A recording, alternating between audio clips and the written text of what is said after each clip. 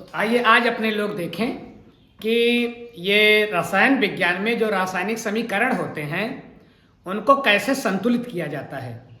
देखिए, जब ये रासायनिक समीकरण क्या है, जब किसी भी रासायनिक अभिक्रिया को, किसी भी रासायनिक परिवर्तन को जब संकेत, प्रतीक या सूत्र द्वारा प्रदर्शित करते हैं तो क्या कहेंगे, रासायनिक समीकरण।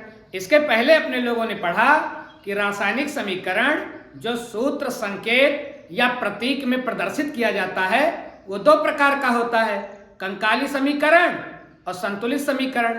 तो कंकाली समीकरण वो होता है जिसमें अभिकारक और उत्पाद में परमाणुओं की संख्या बराबर नहीं होती है, केवल ढांचा दिखाई देता है। LHS, RHS ये दोनों बराबर नहीं होते हैं, मतलब अभिकारक वाला पक्ष और उत्पाद वाला पक्ष ये बराबर नहीं होता है। तो कंकाली समीकरण और संतुलित समीकरण क्या है? संतुलित समीकरण है जिसमें रिएक्टेंट्स मतलब अभिकारक और प्रोडक्ट मतलब उत्पाद ये दोनों में परमाणुओं की संख्या बराबर कर दे तो संतुलित समीकरण है। संतुलित समीकरण बहुत आवश्यक है, नहीं तो पता ही नहीं चलेगा कि कितना रिएक्टेंट्स कितना प्रोडक्ट बना रहा है, किसी बात की जानकारी ही नहीं मिल पाएगी। तो बहुत सारी समस्याओं के समाधान के लिए ये जरूरी है कि हमारा जो रासायनिक समीकरण है वो संतुलित हो। तो रासायनिक समीकरण, रासायनिक समीकरण का संतुलन। तो संतुलन मतलब बराबर, रासायनिक समीकरण के संतुलन का मतलब रासायनिक समीकरण बराबर कर दिया जाए। आइए कुछ एक उदाहरण अपने लोग देखें कि कैसे रासायनिक समीकरण को हम संतुलित करेंगे। एक उदाहरण आप देखें, जैसे ये है HNO3 नाइट्रिक एसिड। क्या है ये? Nitric acid. HNO3 का रिएक्शन करवाया हमने बुझे चूने से। किससे? बुझे चूने से। बुझे चूने का सूत्र क्या होता है? CaOH का होल ट्वाइस। बुझे चूने को बोलते हैं कैल्शियम हाइड्रोक्साइड। ये क्या है? Calcium hydroxide. अब नाइट्रिक एसिड का कैल्शियम हाइड्रोक्साइड से जब रिएक्शन कराते हैं तो बनता है CaNO3 का होल ट्वाइस। यह है कैल्शियम नाइट्रेट। क्या बना? Calcium nitrate. और क्या बनता है? और बनता है पानी। आप देखें, ये नाइट्रिक एसिड कैल्शियम हाइड्रोक्साइड ने रिएक्शन किया, बन गया कैल्शियम नाइट्रेट और पानी। अब अपने लोगों को यह देखना है कि समीकरण संतुलित है कि नहीं है। तो देखें, पहले तो H का हिसाब लगाएं। H इधर कितना है? 2। इधर है H 2। कैल्शियम इधर कितना है? कैल्शियम है 1, इधर है कैल्शियम 1। और अब NO3 यहां है पूरा 2। देखिए होल ट्वाइस है ना NO3 का, और यहां है अकेला। तो अब इसको 2 करने के लिए क्या करोगे? इसको 2 करने के लिए 2 बढ़ा देंगे तो 2HNO3 हो गया। अब देखें, अगर अब ये NO3 तो 2 हो गया, कैल्शियम ये है 1 है, इसका भी हिसाब किताब ओके है। अब बचा H। अब देखें H जो है वो इधर 2 और इधर 2, 4 हो गया। और ऑक्सीजन 2 है और ऑक्सीजन इधर 1 ही दिखाई पड़ रही है। तो इसका मतलब अगर यहां हम 2 कर दें पानी के साथ तो सबका हिसाब किताब बराबर हो गया। देखिए 2 ऑक्सीजन, 2 हाइड्रोजन, 2 ऑक्सीजन, तो 2 ऑक्सीजन हो गया और 2 हाइड्रोजन, ये 2 हाइड्रोजन, 2 हाइड्रोजन, 4 हाइड्रोजन, 2 दूना 4 हाइड्रोजन। तो अब ये समीकरण हो गया संतुलित। HNO3 मतलब नाइट्रिक एसिड, कैल्शियम हाइड्रोक्साइड बनेगा कैल्शियम नाइट्रेट और वाटर। ये कैसा समीकरण हो गया? ये हो गया संतुलित समीकरण। मतलब हम परमाणुओं की संख्या गिन करके रिएक्टेंट पक्ष और ये है प्रोडक्ट पक्ष दोनों को बराबर कर दें, संतुलित हो गया। एक और उदाहरण देखें, एक उदाहरण आप और देखें, सोडियम हाइड्रोक्साइड NaOH, ये है सोडियम हाइड्रोक्साइड, और इसका रिएक्शन करवा दीजिए सल्फ्यूरिक एसिड से, H2SO4, ये है सल्फ्यूरिक एसिड। अब सोडियम हाइड्रोक्साइड सल्फ्यूरिक एसिड से जब रिएक्शन करेगा तो ये तो हो गया रिएक्टेंट, और प्रोडक्ट क्या बनेगा, बनेगा NaSO4, और क्या बनेगा, बनेगा H2O, पानी। सोडियम सल्फेट Na2SO4 और H2O, ये है सोडियम सल्फेट और ये है वाटर, पानी। अब ध्यान दें, ये समीकरण क्या संतुलित है, बिल्कुल नहीं है। क्यों? क्योंकि रिएक्टेंट पक्ष में, इसको प्रोडक्ट पक्ष डालिए, रिएक्टेंट पक्ष में सोडियम है 1 और इधर है 2, यही समस्या खड़ी हो गई। तो इसको 2 करने के लिए यहां आप 2 बढ़ाएं, 2 बढ़ गया। अब सोडियम 2 ठीक है, सल्फेट 1 ठीक है, अब आए O कितना है, 2, O 2 है, O वहां 1 ही है। तो अब O को 2 करने के लिए पूरे का 2 कर दीजिए। अब O 2 हो गया, उधर भी O 2 हो गया। और हाइड्रोजन को जरा देखिए, हाइड्रोजन 2, या पूरे का 2 है ना ये, तो 2 हाइड्रोजन ये और 2 4, तो 2 दूना 4 हाइड्रोजन, बिल्कुल मामला ओके हो गया। तो sodium hydroxide sulphuric acid reactants ने बनाया सोडियम सल्फेट और पानी, और अब ये समीकरण हो गया संतुलित। तो मतलब रिएक्टेंट पक्ष का परमाणु और प्रोडक्ट पक्ष के परमाणु बराबर हो जाए तो समीकरण कहलाएगा संतुलित। और अभी जब पहले था, अपने लोगों ने संतुलित नहीं किया था, तो कैसा समीकरण था, कंकाली समीकरण। एक और उदाहरण देखें, जितने उदाहरण आप करेंगे उतने आपके समझ में जाएगा। ये आगे देखें, ले ले नमक NaCl, ये नमक हो गया, मतलब सोडियम क्लोराइड नमक, और इसका रिएक्शन कराएं आप AgNO3, सोडियम, ये है सिल्वर नाइट्रेट। अब सिल्वर नाइट्रेट ये हो गया रिएक्टेंट्स, मतलब अभिकारक। NaCl AgNO3 का रिएक्शन कराएंगे, क्या बनेगा, बन जाएगा NaNO3 और प्लस AgCl। अब इसमें जरा देखें, कुछ करना है, इसमें कुछ करना है।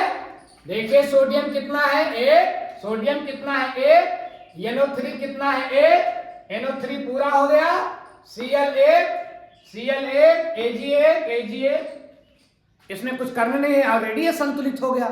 तो क्या क्या बनेगा, सोडियम नाइट्रेट और सिल्वर क्लोराइड।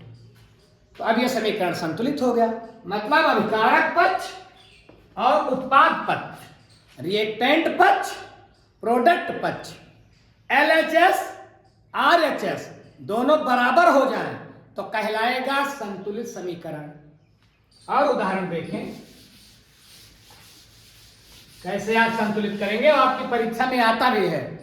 आपको कंकाली समीकरण दे देगा और आपसे कहेगा कि इसको संतुलित करिए। क्या करना है, फटाफट इधर का पूरा परमाणु गिनिए, उधर का परमाणु गिनिए, मामला ओके हो जाएगा। और आगे देखें एक उदाहरण, BaCl2 barium chloride, barium chloride का रिएक्शन करवा दें H2SO4 से।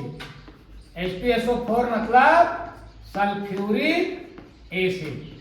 जब बेरियम क्लोराइड ये रिएक्टेंट पक्ष हो गया, इसका रिएक्शन H2SO4 सल्फ्यूरिक एसिड से कराएंगे तो क्या बनेगा, बनेगा BaSO4 बेरियम सल्फेट और प्लस क्या हुआ HCl हाइड्रोक्लोरिक एसिड।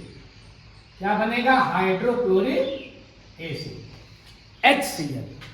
अब ध्यान दें कि ये पक्ष वो पक्ष बराबर है, आइए देख ले, Ba कितना है 1, Ba कितना है 1, Cl कितना है 2, Cl यहाँ कितना है 1 ही है, गड़बड़ हो गया। अब इसको 2 करने के लिए यहाँ 2 बढ़ा दीजिए, तो Cl 2 हो गया, ठीक है। H कितना है 2, H कितना है 2, SO4 कितना है 1, SO4 1, तो मामला ओके हो गया। मतलब अब रिएक्टेंट पक्ष और प्रोडक्ट पक्ष में परमाणुओं की संख्या बराबर हो गई, तो ये समीकरण क्या हो गया, संतुलित हो गया। केवल संतुलित करने के लिए क्या करना पड़ा, HCl के आगे 2 बढ़ाना पड़ा, तो ये हो गया भैया संतुलित समीकरण। कंकाली समीकरण को संतुलित समीकरण में बदलने के लिए कुछ नहीं करना है, केवल आपको अभिकारक पक्ष और उत्पाद पक्ष के परमाणुओं की संख्या दिमाग लगा करके बराबर कर देनी है बस। एक और उदाहरण देखिए H2 और N2, हाइड्रोजन और नाइट्रोजन गैस दोनों को मिलाएंगे, बन जाएगी NH3। Ammonia gas, hydrogen gas nitrogen gas मिलाएंगे तो क्या बनेगा, अमोनिया गैस।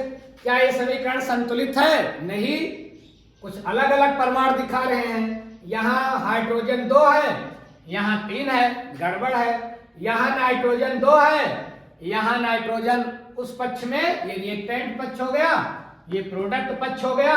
यहाँ नाइट्रोजन 2 दिखा रहा है, इधर 1 ही दिखा रहा है, तो इसको 2 करने के लिए यहाँ 2 कर दीजिए। अब नाइट्रोजन यहाँ 2 हो गया, यहाँ भी नाइट्रोजन 2 हो गया। हाइड्रोजन लेकिन कितना हो गया, 3 दूनी 6 हो गया, और यहाँ 2 ही हाइड्रोजन है, तो इसको 6 करने के लिए आप यहाँ 3 कर दीजिए, तो अब 3H2 N2 बन गया 2NH3, अमोनिया गैस।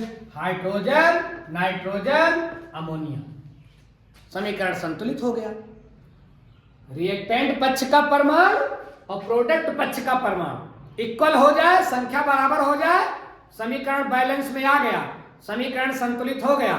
जैसे तराजू होता है, दोनों तराजू जब बराबर हो जाए तो समझिए तराजू का क्या हो गया, बैलेंस में आ गया, तराजू संतुलन में आ गया।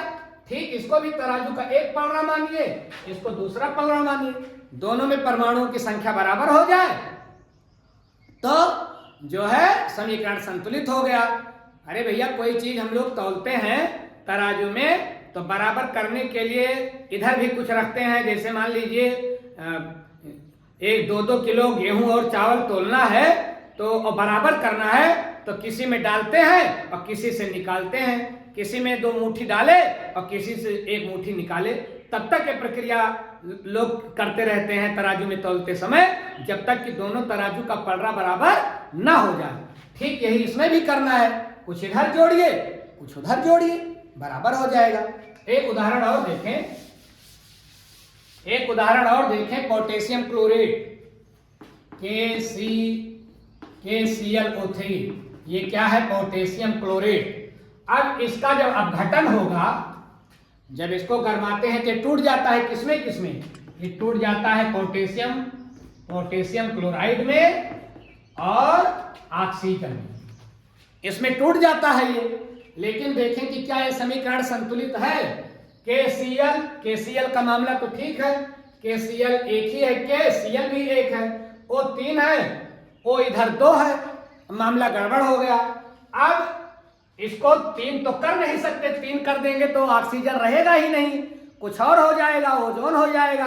अब बनना है ऑक्सीजन, तो इसको अब एक है, यहाँ 2 बढ़ा सकते हैं हम, तो देखिए यहाँ 2 बढ़ा दिए।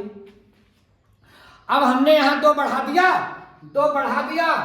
तो अब इसको 4 करने के लिए क्या करोगे, यहाँ 1 है, 1 लिखा नहीं गया है, 1 मान लीजिए है यहाँ, लेकिन अब 1 से आगे बढ़ाओगे तो यहाँ 2 करोगे, तो 2 करोगे तो KCl 2 हो गया, ठीक है। और यहाँ 1 है, इसको भी 2 कर दीजिए। लेकिन ऑक्सीजन मिस्टर हो गए 2 3 6, ऑक्सीजन की संख्या कितनी हो गई, 2 3 6, और इधर ऑक्सीजन कितना हुआ 4, तो इसका मतलब इसको भी हटाना पड़ेगा, 6 करना पड़ेगा, तो इसको आप 6 करने के लिए कर दीजिए 3। तो अब देखें समीकरण आराम से संतुलित हो गया। KClO3 का जब अपघटन होगा, मतलब जब टूटेगा, तो KCl बनेगा और ऑक्सीजन गैस बनेगी, और यहां 2 बढ़ाना पड़ा और यहां ऑक्सीजन के लिए 3 करना पड़ा, KCl के पास 2 करना पड़ा। ऐसा कर देने से रिएक्टेंट पक्ष और प्रोडक्ट पक्ष दोनों में परमाणुओं की संख्या हो गई बराबर। दोनों में परमाणुओं की संख्या हो जाए बराबर तो यही कहलाता है समीकरण का संतुलन, मतलब संतुलित समीकरण। और अगर बराबर नहीं है तो कंकाली समीकरण। तो मुझे पूरा भरोसा है कि आप जो है ये रासायनिक समीकरण को संतुलित करना सीख गए होंगे। ऐसे कुछ और पॉइंट्स के साथ आगे भी मिलेंगे।